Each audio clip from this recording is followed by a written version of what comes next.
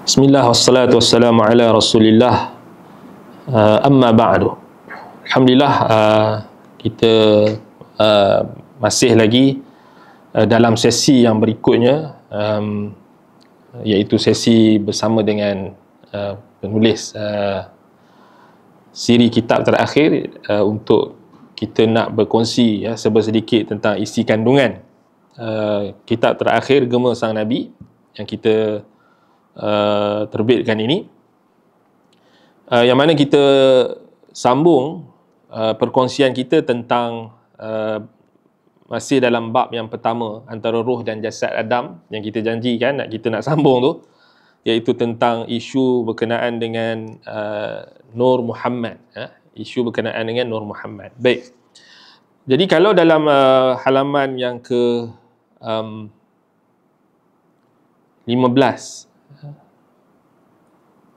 baik, jadi kita dah sebut sebelum ni tentang hakikat tiga paksi teras yang kita kemukakan, riwayat Ibnu Abbas radhiyallahu anhuma dalam Ma'alimut Tanzil oleh Imam Al-Baghawi, Kashf wal Bayan, dan juga riwayat-riwayat yang ada yang kita kemukakan dengan ringkas, dan kita bawa maknanya, iaitu tentang kata pengembara tua ketika dia menjelaskan tentang riwayat-riwayat ini.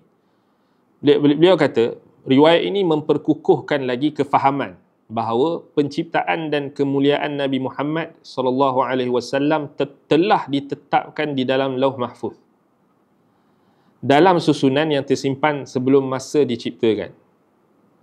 Jadi itu sebenarnya yang kita cuba untuk jelaskan.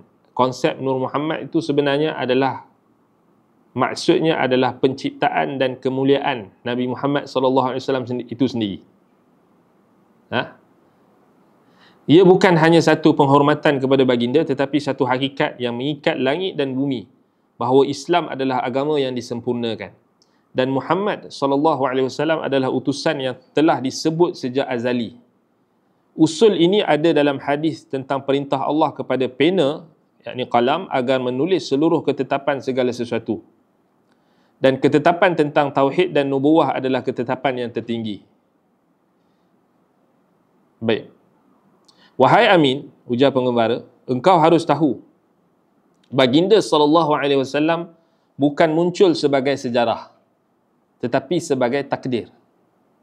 Nampak, kita cuba bawakan naratif yang lebih kukuh bahawasanya Nabi Muhammad ni takdir. Apa maksud takdir? Kalau kita dah belajar akidah, kembalikan semula kepada rukun ataupun empat perkara yang wajib kita imani tentang takdir ini. Antaranya, kita yakin bahawasanya Allah Ta'ala mengetahui segala sesuatu, ilmu kan, martabat takdir tu. Yang kedua, al-kitabah. Yang pertama, ilmu. Itu Allah Ta'ala mengetahui segala sesuatu sebelum sesuatu itu diciptakan, ditentukan. Allah Ta'ala dah tahu semua, ilmu. Yang kedua, al-kitabah, penulisan. Maknanya apa yang telah tertulis, segala sesuatu itu telah tertulis di Lauh Mahfuz. Itu konsep tu. Jadi termasuklah yang telah tertulis, iaitu kenabian. Nampak? Termasuklah yang tertulis adalah kenabian dan penciptaan Nabi Muhammad tu. Penghormatan, kemuliaan, kenabian Nabi Muhammad itu telah tertulis. Dan yang ketiga, al-khalq, penciptaan kan. Maknanya Nabi ni makhluk. Bila kita beriman dengan takdir, kita tahu Nabi ni makhluk. Dia bukan Tuhan. Dia bukan sebahagian daripada zat Tuhan, bukan juga limpahan zat Tuhan, bukan. Dia adalah makhluk. Daripada konsep takdir itu sendiri, sebenarnya kita boleh jawab wahdatul wujud, ataupun golongan yang percaya ataupun beriman dengan Nur Muhammad dalam konotasi yang salah, iaitu dalam konotasi wahdatul wujud ataupun kesatuan zat, kesatuan alam dengan Tuhan, terbatal. Sebab bila kita kaitkan Nabi Muhammad tu sebagai takdir, kemudian kita kembangkan takdir tu adalah 4 perkara tu kan. Takdir tu sendiri, ketetapan Allah tu makhluk. Sebab salah satu daripada 4 martabat takdir, ilmu bukan makhluk lah, ilmu Allah, ilmu, sifat. Kemudian kitabah apa yang Allah Ta'ala, pena yang Allah Ta'ala suruh tulis, nun wal qalami wa ma yasturun, pena yang Allah Ta'ala perintahkan untuk tulis di Lauh Mahfuz tu makhluk. Uktub maqadira kulli syai', tulis ketetapan segala sesuatu. Pena tu makhluk, Lauh Mahfuz tu makhluk. Ilmu Allah tu sifat Allah. Apa yang tertulis adalah ilmu Allah, ditulis oleh makhluknya yang agung. Kemudian yang ketiga, al-khalq, makhluk kan, penciptaan. Maknanya Allah mencipta segala sesuatu yang dia kehendaki, yang dia suka. Wallahu khalaqakum wa ma ta'malun. Allah cipta apa yang Allah cipta kamu dan apa yang kamu lakukan. Khalqi af'alil ibad. Maknanya Nabi Muhammad termasuk makhluk. Sebab khalq kan, dia makhluk yang dicipta. Jadi yang keempat, masyiah, kehendak. Maksudnya Allah mencipta, menulis, menetapkan sesuatu dengan kehendak dia. Wa tasha'una illa an yasha Allah. Baik. Bila kita terus letakkan Nabi Muhammad tu sebagai takdir, habis terbatal semua konsep wahdatul wujud tu. Nur Muhammad yang batil tu semua terbatal. Habis. Senang ya? Tak payah syarah panjang. Nampak? Tengok, dengan pengembara tua ni bawakan naratif Muhammad, baginda SAW, Nabi kita ni bukan muncul sebagai sejarah tetapi sebagai takdir. Habis. Maknanya dia makhluk. Settle. Dah, tak payah jawab dah. Yang syubhat Nur Muhammad tu sebahagian daripada Tuhan, teori faid, wahdatul wujud, dah terbatal. Nampak tak? Naratif ni dia berjaya. Naratif ni kalau kita berjaya untuk olah, dia akan boleh menjawab setiap permasalahan. Baik, takdir yang telah termaktub di sisi Allah. Doa Nabi Ibrahim, berita gembira Nabi Isa, dan cahaya yang dilihat oleh Aminah, ibunya, yang menerangi istana Syam walau jauh dari Mekah. So kat situ datang, bila datang istilah cahaya, nur, dia takkan datang cahaya itu sebagai Tuhan. Dia akan datang cahaya itu sebagai makhluk. Dan cahaya itu adalah cahaya kenabian. Iaitu dengan apa kita kata, dengan ta'rif nur itu, dengan ditakrifkan dengan ta'rif maknawi lah. Kan? Walaupun kita tak menafikan ta'rif dari sudut hissi. Nur, cahaya itu adalah cahaya yang hissi, cahaya yang fizikal. Kerana ada riwayat daripada salaf yang menyebutkan tentang cahaya itu memang adalah. Kan? Baik, sebab itu kita bawakan riwayat kemudian. Allah memerintahkan Jibril, penghulu malaikat, turun ke bumi. Ambillah segenggam tanah daripada tempat yang akan menyambut jasad Nabi-Ku kelak, yakni Yathrib. Ini sebenarnya dalil dia ada dalam kitab Al-Bidayah wan Nihayah dalam penciptaan Adam. Cuma dia tak ada dalil yang sarahah, dia tak ada dalil yang secara langsung. Kena ta'ammul. Kena ta'ammul balik, kena tengok balik. Kena buka balik Al-Bidayah wan Nihayah kalau macam tu kan. Tapi tak apa, nanti kita murajaah balik. Tapi ada. Yakni bila Imam Ibn Kathir rahimahullah ta'ala bawakan riwayat tentang penciptaan Adam daripada tanah-tanah yang diambil daripada muka bumi ni, kemudian ada beberapa riwayat yang disebutkan tentang tempat kita ni mati ni kan. Hakikatnya adalah tempat daripada mana jasad ataupun tanah yang diambil oleh malaikat untuk mencipta jasad kita. Faham tak? Maknanya kita ni ditakdirkan oleh Allah ada dua takdir. Takdir yang pertama, Allah cipta kita daripada tanah. Unsur tanah. Unsur tanah yang diambil tanah kita tu daripada tanah bumi ni, dekat situlah nanti kita akan ditanam. Sebab itu yang dimaksudkan dengan kita akan kembali pada tanah tu. Kan?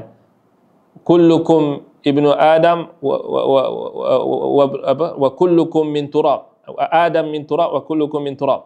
Adam daripada tanah dan kamu daripada tanah. Itu konsep dia.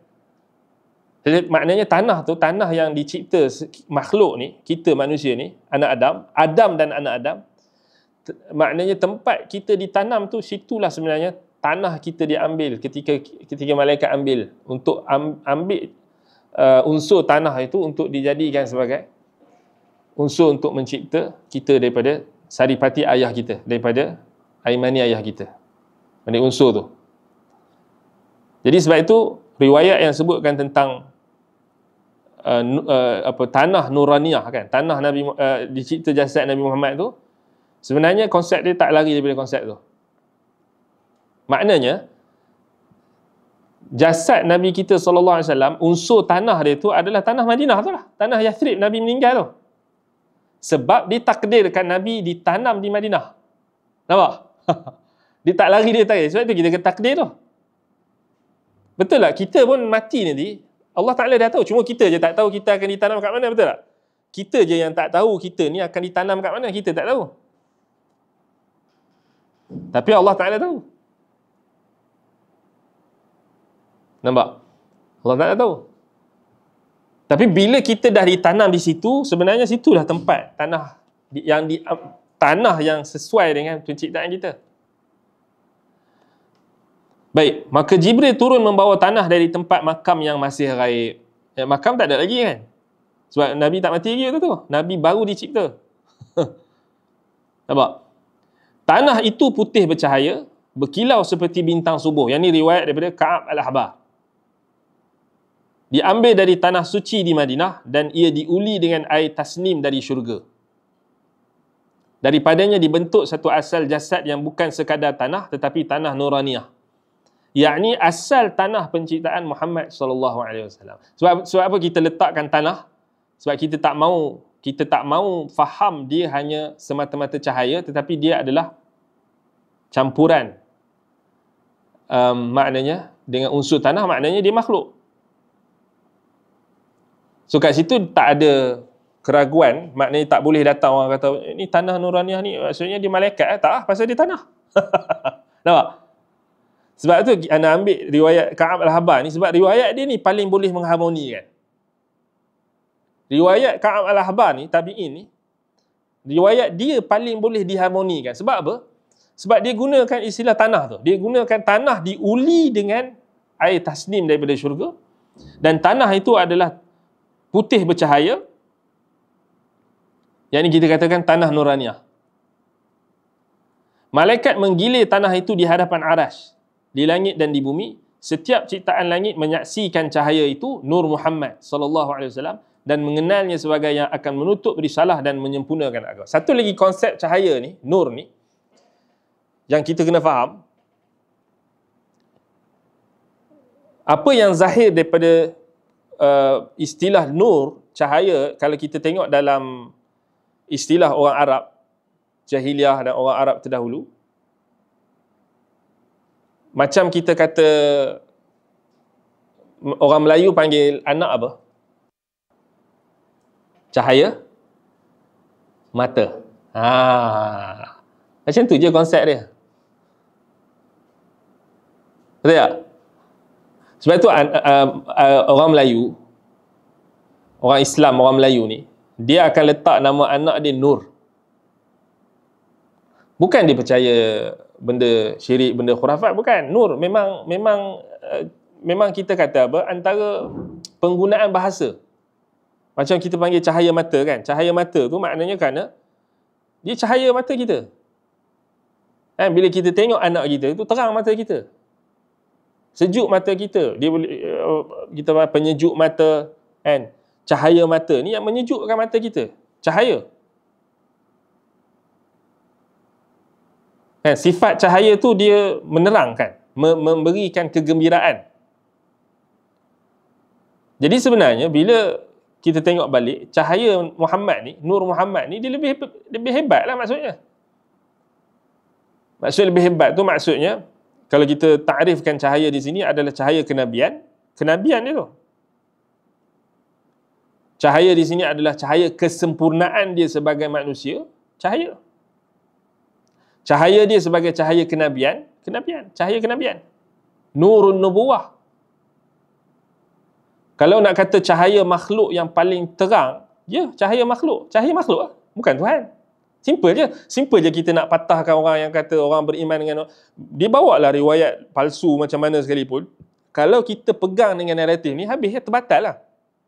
Yang dibawa, kalau orang yang Wahdatul Wujud kan, dibawa Nur Muhammad, dia kata, kalau bukan kerana Muhammad aku tak cipta alam kan, dan sebagainya, riwayat-riwayat yang palsu dan sebagainya. Dia boleh dipatahkan dengan semudah itu bila kita bawa naratif ini. Sebab itu dalam Pengembara Tua ni dia katakan, malaikat menggilir tanah itu di atas arasy, di langit dan di bumi. Setiap ciptaan langit menyaksikan cahaya itu, yakni Nur Muhammad, dan mengenalnya sebagai yang akan menutup risalah dan menyempurnakan agama. Sebab apa? Dia kata menutup risalah dan menyempurnakan agama, maknanya kenabian. Sekali ada orang yang dia nak kata kita cuba nak bawa Nur Muhammad ni yang tak betul, kita kata tak. Sebab konteks ayat Pengembara tu jelas.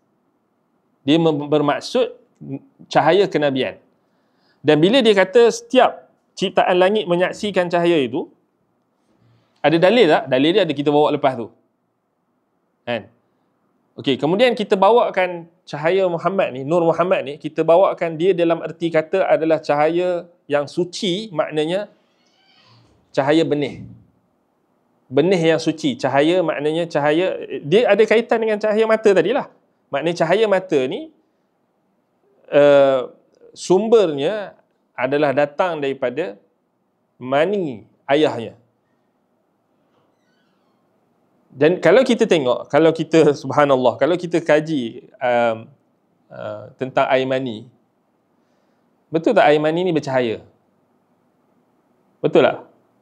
Maknanya apa istilah dia, simen. Air mani tu dia bercahaya. Kita kena faham lafaz-lafaz yang ada dalam penggunaan bahasa tak akan ada kontradik dalam apa sahaja penyifatan yang disifatkan pada hakikat sesuatu perkara itu dengan bahasa yang digunakan. Contoh macam cahaya keturunan, macam cahaya mata tadi kan. Sebab tu dalam ni, contoh, kita bagi contoh tu. Okey. Okey, Amin dia tanyakan, Tuan, benarkah cahaya itu berpindah dari Adam ke Syith dan terus menerus satu generasi ke satu generasi? Benar wahai Amin. Sebab apa Pengembara Tua kata benar? Sebab cahaya itu berpindah tu maksudnya cahaya keturunan tu. Cahaya keturunan maknanya maknanya kita dia balik-balik dengan makna cahaya mata tu. Cahaya keturunan. Dia tak ada pun isu cahaya Allah, cahaya Tuhan ke tak, cahaya keturunan. Faham elok ni kan? Supaya tak keliru. Sebab tu orang yang baca ni dengan dia baca buku kita betul-betul, dia clear. Dia akan jelas. Kan? Dia akan jelas. Okey. Jadi benar wahai Amin, jawab pengembara tu. Seperti air yang mengalir dari sumber ke muara, cahaya Muhammad SAW mengalir dari dahi Adam kepada Syith, dari rahim ke rahim. Sebab apa kita pilih dahi, kita tak sebut testis ke, zakar ke? Sebab ini bentuk pemuliaan. Betul tak dalam kitab sirah Syekh Asadi tu kan ada cara macam mana kita nak menghormati Nabi Muhammad, Nabi-Nabi ni bukan boleh kita bahasa suka-suka hati je. Bila kita kata cahaya tu mengalir daripada dahi Adam, kemudian syith, kenapa kita tak kata ikut bahasa zaman sekarang ni, bahasa saintifik, bahasa biologi ke, testis ke, zakar ke, tak beradab, betul tak? Tak beradab. Dan satu lagi bahasa Arab memang gunakan dahi.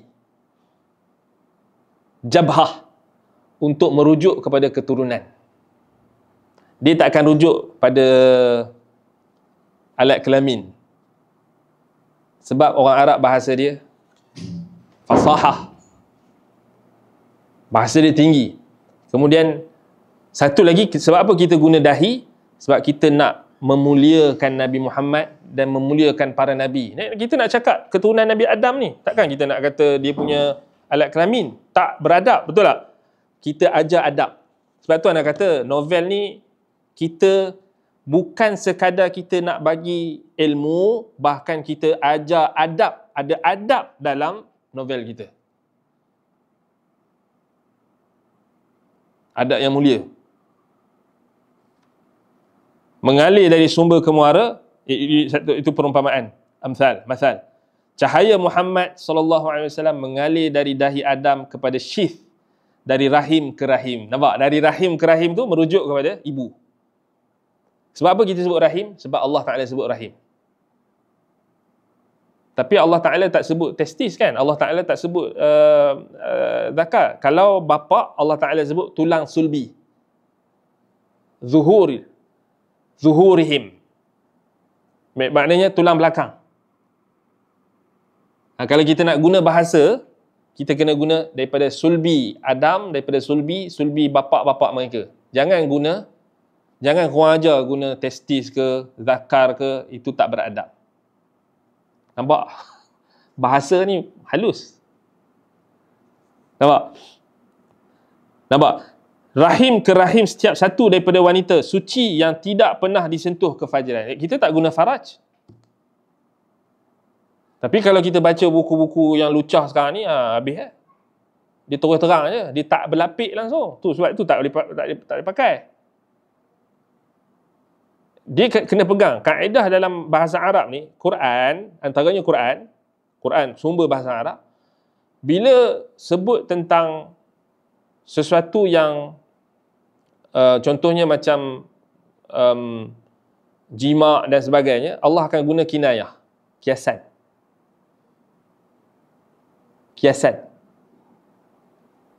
Ini pun kiasan. So kita tak terus terang. Kenapa? Sebab kita nak ajar ni, masyarakat kita sekarang ni dah teruk. Betul tak? Macam tadi macam kita sebut sebelum ni lah kan. Terus terang dia cakap. Sebab tak dididik dengan bahasa. Sebab tu kita kata bahasa jiwa bangsa. Kalau kita belajar bahasa Melayu kita ni, sopan santun kot. Subhanallah. Bahasa ni. Tengok. Setiap satu daripada wanita suci yang tidak pernah disentuh kefajiran. Kita tak sebut zina, sebut kefajiran. Sebab apa? Bahasa juga. Fujur. Benda yang fujur ni antaranya zina. Sebab tu kita letak kat footnote tu zina. Sebab kita nak dipanggil tambih, kita nak bagi perhatian kepada pembaca. Para Nabi ni, mereka datang daripada keturunan yang mulia, tak pernah disentuh oleh kefajiran. Wanita-wanita yang mulia. Sebab kita nak contohi para Nabi dan Rasul. Sebab mereka qudwah. Fabihudahu muqtadih. Dengan petunjuk mereka hendaklah kamu contohi. Allah perintah. Itulah jalur anbiya dan siddiqin yang Allah pilih untuk menjaga Nabi nurnya. Menjaga nurnya, cahayanya. Yakni makna merujuk kepada cahaya kenabian, cahaya kemuliaan, cahaya ketinggian. Dan tak kala Hawa mengandung syith, tidak seperti anak-anaknya yang lain, dia tidak mempunyai kembar. Kerana ia bukan kelahiran biasa, tetapi satu wadah khusus untuk membawa cahaya yang kelak akan menerangi seluruh alam. Ini pun sama juga. Konsep dia, cahaya mata. Setiap Nabi dalam jalur itu mengenal cahaya Muhammad SAW dalam keturunan mereka. Ia adalah satu janji, satu amanah, satu cahaya yang mengalir dalam darah dan doa. Walaupun mereka tak sedar kan, mereka tak kenal Nabi Muhammad tu lagi, tapi mereka dah ada pengetahuan tentang kenabian Nabi Muhammad kerana mereka dah ambil perjanjian tu. Itu ada dalam bab yang berikutnya. Demi dia yang terakhir kan. Kita akan bahas yang tu nanti. Aku melihat dari rahim ibuku keluar cahaya yang menyinari istana-istana Syam, sabda baginda sallallahu alaihi wasallam. Itu adalah hadis. Itulah cahaya yang mengalir turun dari langit, dipikul dari generasi ke generasi. Mengalir turun dari langit itu merujuk kepada Nabi Adam. Nabi Adam AS turun daripada langit. Kan? Maknanya cahaya Muhammad itu adalah datang daripada benih yang mulia, daripada tulang sulbi Adam. Daripada Syith. Kemudian kepada Nuh. Baik, sehinggalah ia singgah ke dalam rahim Aminah bintu Wahab dan bumi pun bersujud diam. Itu dalil dia lepas tu. Bumi pun bersujud diam tu maknanya seluruh makhluk mengakui akan kenabian Nabi Muhammad. Sujud ni kita guna sujud hormat lah. Macam malaikat sujud kat Adam. Apa dalil menunjukkan seluruh bumi ni sujud kat Nabi Muhammad? Antaranya dalil dalam Sahih Muslim, iaitu pokok sujud kat Nabi. Maksudnya sujud situ hormat, pokok bagi salam. Bagi salam. Salam tu penghormatan. Dan kita guna sujud sebab sujud boleh juga ditakrifkan dengan makna penghormatan. Sujud tu dia ada dua makna. Sujud ibadat, satu lagi sujud hormat. Dalam Quran Allah gunakan malaikat sujud kat Adam tu maknanya ihtiram, sujud hormat. Maknanya dari sudut bahasa tak bercanggah. So maknanya kalau orang nak iktiraf kita, kalau orang nak bercanggah dengan kita, dia kata, apa ni bersujud ni? Sembah Nabi. Kata, tak, sujud bukan maksud sembah. Bersujud diam maknanya hormat. Kerana tahu yang akan lahir bukan sekadar insan tetapi Rasul akhir zaman. Apakah semua tengok Amin Amin bijak Yang ini kita datangkan watak Amin ni dia untuk iktiraf awal lagi, untuk nak datangkan persoalan tu. Dia kata, apakah semua ini disebut dalam hadis? Amin tanya. Matanya bercahaya. Apa jawab pengembara tu? Sebahagiannya wahai Amin disebut dalam hadis, sebahagiannya dalam tafsir, dan selebihnya dalam nurani mereka yang berpegang teguh dengan perjanjian ilmu. Apa ni nurani perjanjian ilmu ni apa pula? Maksudnya basirah. Maksudnya nurani kat sini maksudnya basirah. Bukan sekadar basar tetapi basirah, maknanya pandangan ilmu yang dalam. Nurani maknanya nurani mereka yang berpegang teguh dengan perjanjian ilmu, maknanya orang yang memahami ilmu dengan mendalam. Maknanya bukan dia tahu sekadar permukaan dalil, tapi dia tahu mendalam.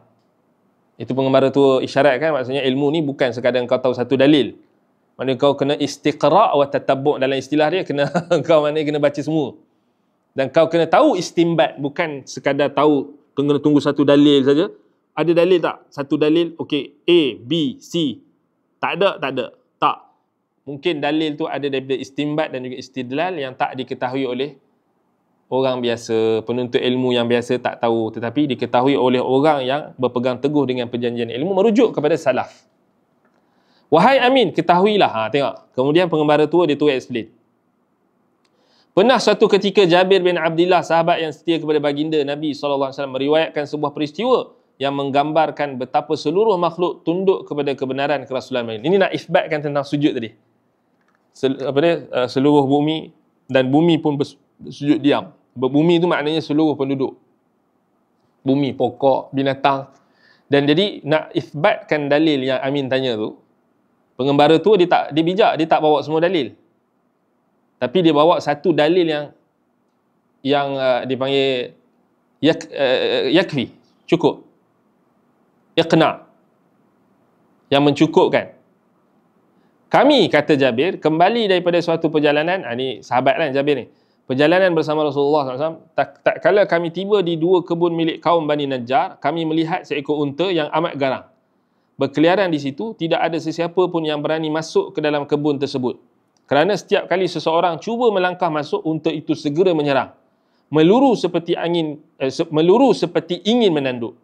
Berita itu sampai ke telinga Rasulullah sallallahu alaihi wasallam. Anda dah baca tertukar huruf tu, maknanya kabur dah tu.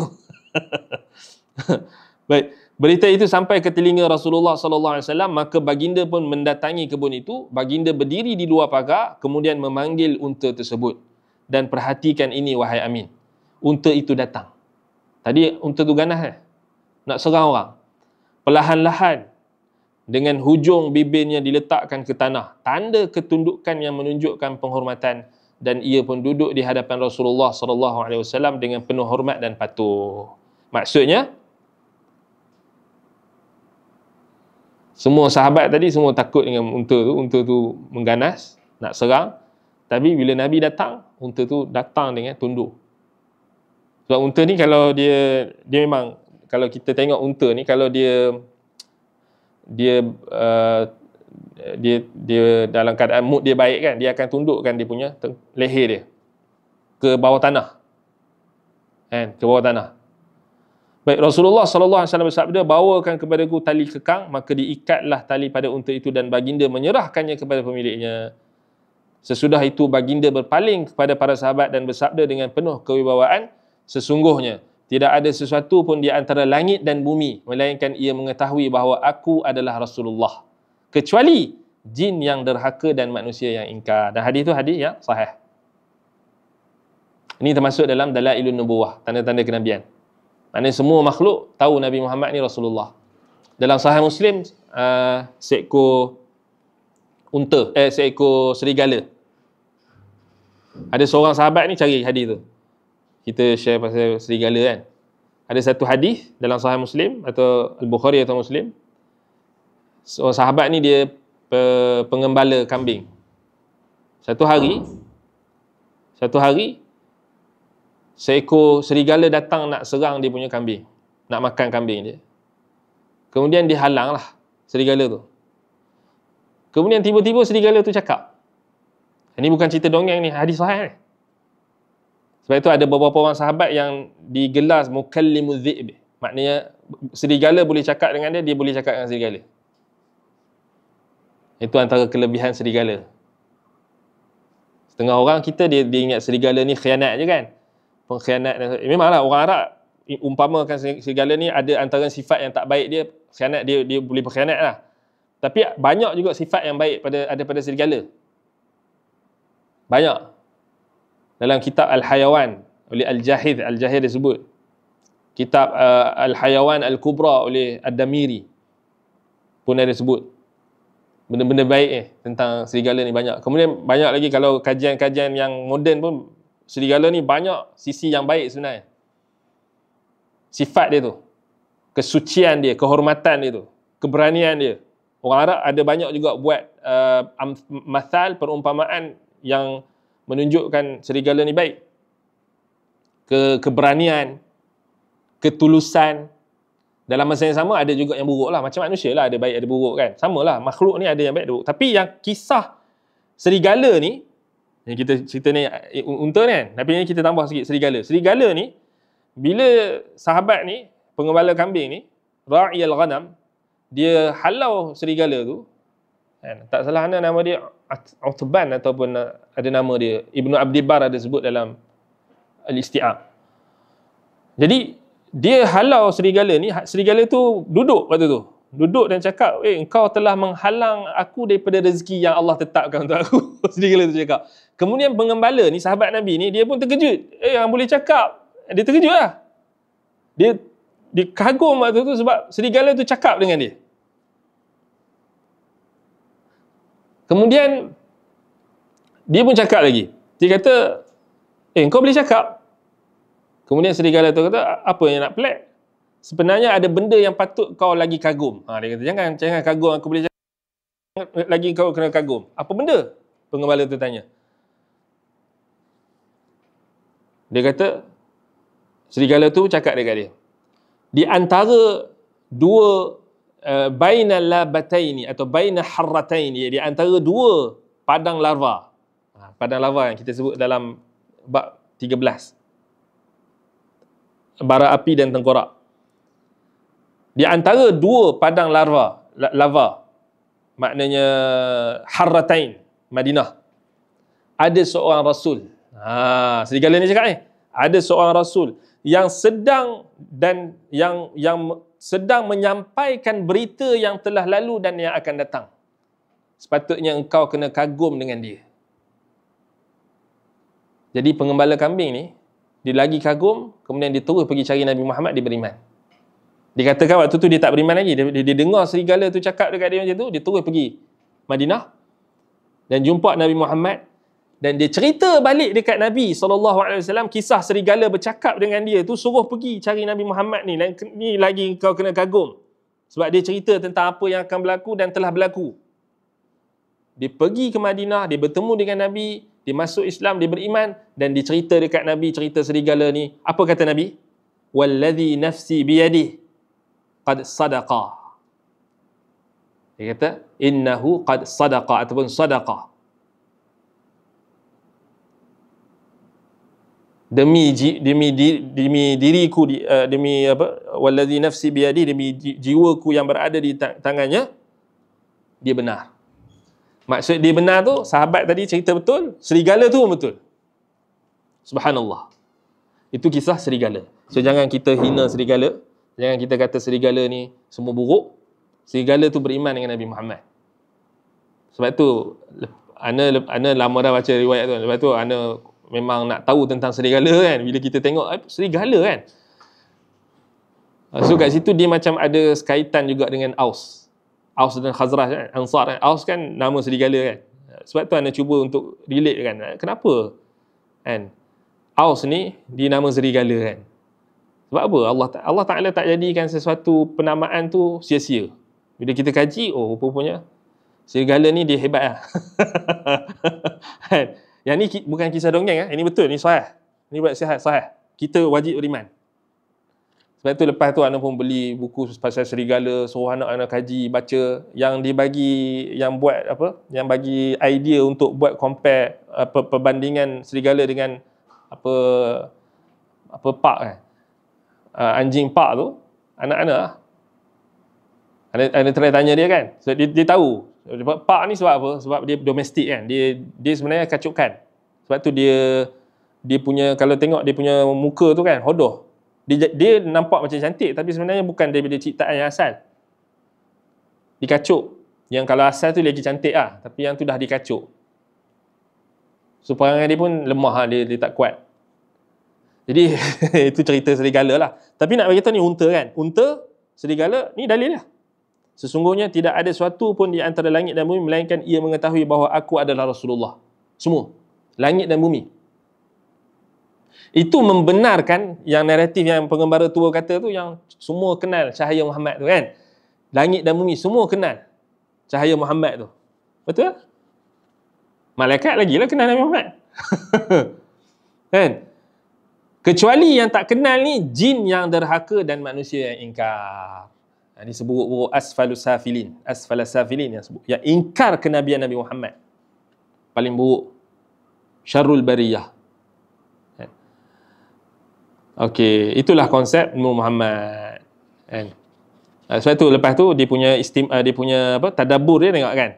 Penggemar tengok dia, kita cerita tu siap ada tadabbur lagi. Tak perlu kita nak kena dibaca je terus kita boleh tadabbur. Wahai anakku, tidak ada bukti kerasulan yang lebih jelas melainkan apa yang telah disaksikan oleh seluruh ciptaan, kecuali mereka yang memilih untuk menutup hati mereka dengan keingkaran. Bahkan unta, haiwan padang pasir, mengenal baginda SAW. Maka bagaimana dengan manusia yang diberikan akal dan nurani? Nanti boleh suruh admin kita ni cari riwayat yang serigala tu. Buat poster sikit, kongsikan hadis tu. Kan?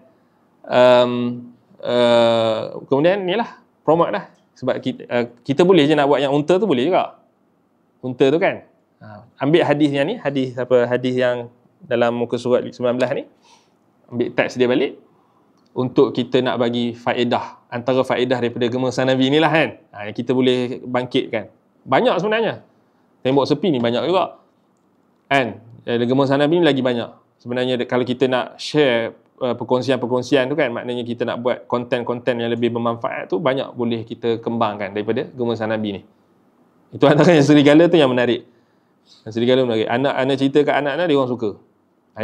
Itu penting lah, macam kisah-kisah yang sahih macam tu kan. Kisah binatang ni memang banyak dalam hadis. Antara yang kita kata satu bentuk pertolongan Allah kepada Nabi kita sallallahu alaihi wasallam, cerita-cerita macam tu dia sahih, dan sebab itu kita tak boleh cepat nak mendongengkan sesuatu benda. Kita kalau tak kena dengan tak logik tu, kita terus tolak, tak betul. Sebab tu kita kena tengok balik dalil tu. Dan sebenarnya ini sahih, hadis tu sahih. Baik, kemudian ada lagi baki yang tu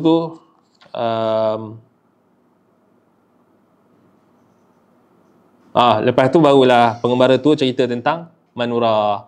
Yang tu kita tak ceritalah. Yang tu tuan-tuan perempuan kena baca. Manura tu lebih detail lagi, baca kat dalam Tembok Sepi. Kan?